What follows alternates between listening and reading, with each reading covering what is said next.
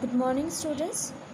Here is Priyanka Rai, your assistant teacher, and today we will discuss about the rise of the nationalism in Europe. So here it is. Today we will discuss about that how nationalism spread over the Europe, and in the eastern and the central Europe were under the autonomous territories and autocratic monarchies within the territories of which lived the diverse peoples. That is the big problem. That is the diverse people is lived within a short place. So they did not see themselves as sharing collective identity or a common culture often. That is a problem also in India.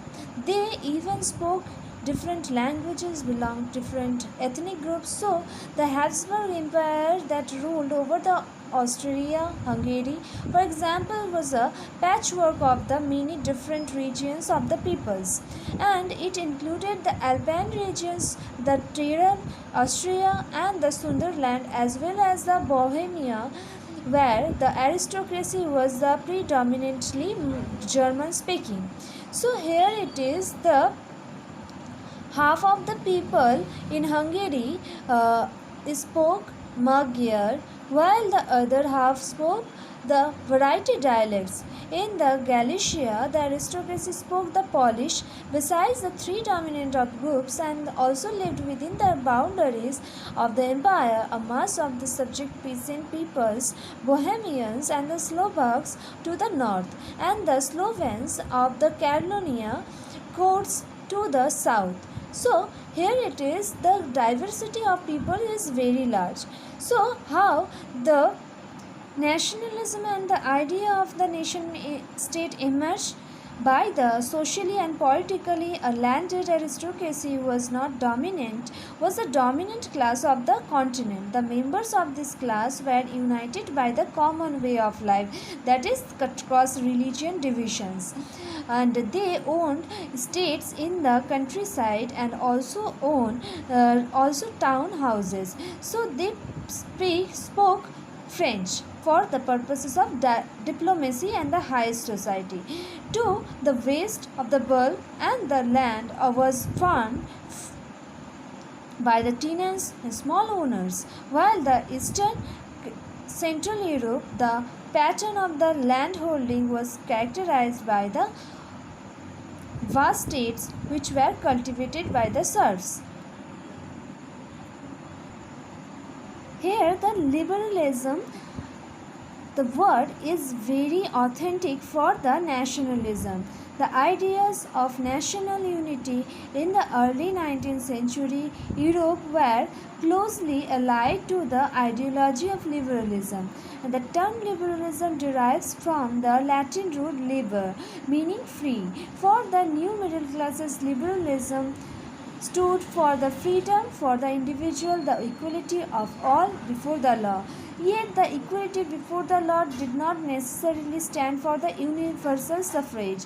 You will recall it, the revolutionary France, which marked the first political experiment, and in the liberal democracy the right to vote and the get elected was granted exclusively to the property owing by the man, and man with the property, and all the women were excluded from the political rights. So here it is, however, the Napoleonic Code went back to limit it and suffrage to reduce the woman's status of a minor and subject to the authority for the fathers and the husbands.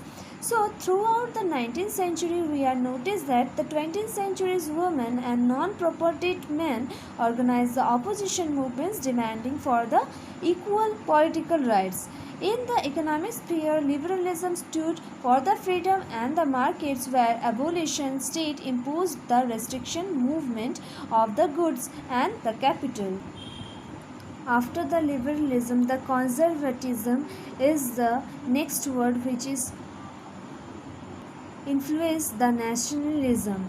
Following the defeat of the Napoleon in 1815, European governments were driven by a spirit of the conservatism, and the conservatives believed the established traditional institution of the state and the society, like the monarchy and the church, social hierarchies, and the property and the family, should be preserved.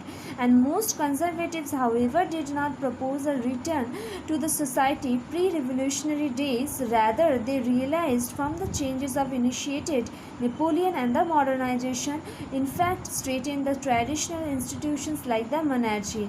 So it is very effective and very strong. In 1815, the representatives of the European powers, Britain, Russia, and Prussia and Austria, who had collectively defeated the Napoleon, met in Vienna and drew up the settlement of Europe. And the Chancellor Dietrich Maastricht, the delegate, drew up the Treaty of the Vienna in 1815, and the changes had become about in Europe during the Napoleonic Wars. So the French Revolution was restored to the power of the and annexed under the Napoleon, and after that the French expansion in future, thus the Kingdom of the Netherlands, which included the Belgium, was set up, the North Genoa, and was added to the Piedmont in the south.